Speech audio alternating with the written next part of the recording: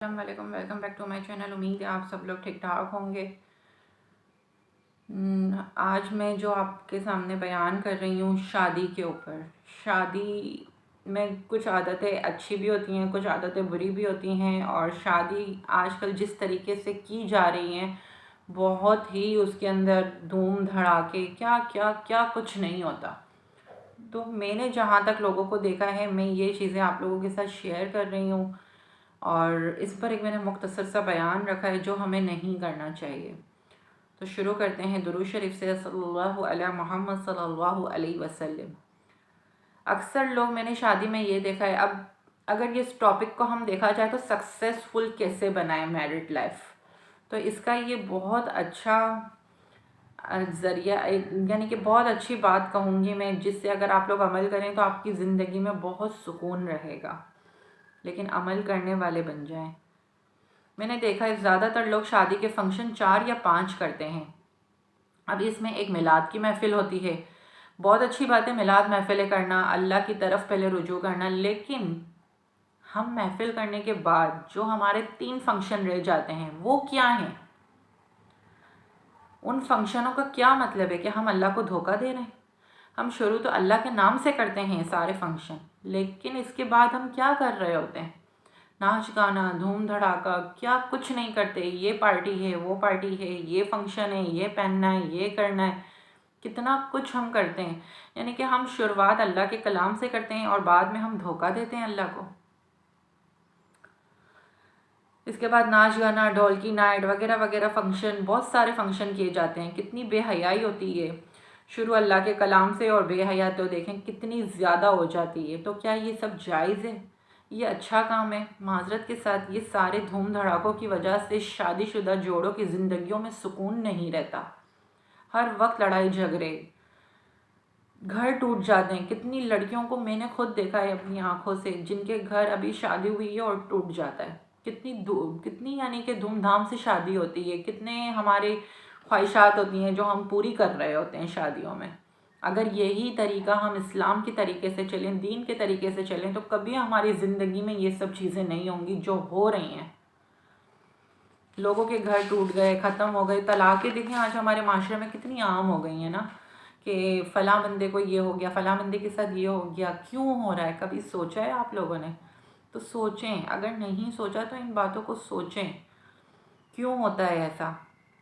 मगर अजीब कहानी ये है कि वो घर, जिस घर में सारा साल डांस नहीं हुआ था, कभी नाच गाना नहीं हुआ, जुए बेहयाई का काम नहीं होते थे, सारे घर वाले नमाजी थे, मगर इनके घर में भी वही काम हो रहा है जो कभी नहीं हुआ। और इनको बंदा कहे कि हज़रत ये क्या हो रहा है, ये आपके घर में क्या कर रहे हैं आप लोग? जवाब पता है क्या मिलता है लोगों को? क्या करें, बच्चों की खुशी के लिए करना पड़ता है। मुझे बताएं, बच्चों की खुशी के लिए अल्लाह को नाराज़ कर दें? क्यों अपने अमाल आप लोगों ने, जो ज़िंदगी भर के जो अपने आप लोगों ने अच्छे अमाल किए, वो आप अपने बच्चों की खुशियों के लिए ज़ाया कर देते हैं? क्यों नहीं समझाते अपने बच्चों को कि ये सब चीज़ें गलत हैं? हमें ये, हमारी ये इस्लाम, हमारी ये दीन में इन सब चीज़ों का तो हुक्म ही नहीं है। ये तो सब एक चीज़ें हमारे लिए तो ज़ेब ही नहीं देती हैं। जितना हम दीनी तरीके से चलेंगे हमारी ज़िंदगियों में उतनी ही खुशहाली रहेगी, इतनी ही हमारी ज़िंदगी आसान हो जाएगी। मुझे बताएं, बच्चों की खुशी के लिए अल्लाह को नाराज़ कर दें? एक नया ख़ानदान बनने जा रहा है, उसकी बुनियाद में गुनाह, हराम और अल्लाह की नाराज़गी डालेंगे, तो क्या फिर आप क्या उम्मीद करते हैं? क्या रब्बे करीम की रहमत नाजिल हो जाएगी उन शादियों पर? घर में खुशियाँ आएंगी? चंद रिश्तेदारों दोस्तों को राज़ी करने के लिए मुस्तकबिल बर्बाद कर देते हैं हम। क्या बोले इंसान, ये रस्म नहीं है। इतने पैसे वाले लोग फिर भी ये काम नहीं क्या? मेरे प्यारे मीठे भाइयों बहनों, पैसा अल्लाह ने इसलिए नहीं दिया कि इस पैसे से अल्लाह को नाराज़ किया जाए, लेकिन यहाँ तो लोग अपना नाम बनाना चाहते हैं, तभी तो अल्लाह को नाराज़ करते हैं। सोचें हम कितने नाजायज़ काम करते हैं। ना करें ऐसा, ये डर से, लेकिन कुछ सीखें और दूसरों को सिखाएं, और शादियां करें तो सादगी से, जिससे अल्लाह नाराज़ ना हो। छोड़ें फ़िक्र लोगों के बात कि लोग क्या कहेंगे। लोग, अक्सर हमें लोगों की फ़िक्र ज़्यादा लगी हुई होती है ना, कि लोग क्या कहेंगे। क्या हमारी कब्र में वो लोग आएंगे, हमारी बख्शिश करवाएंगे? نہیں، ہمیں تو ہمارے اعمال بخشش، ہمارے اعمال جیسے ہوں گے اس کے حساب سے ہماری بخشش کی جائے گی، ورنہ ہمیں تو ہر چیز کا حساب دینا ہے قبر میں۔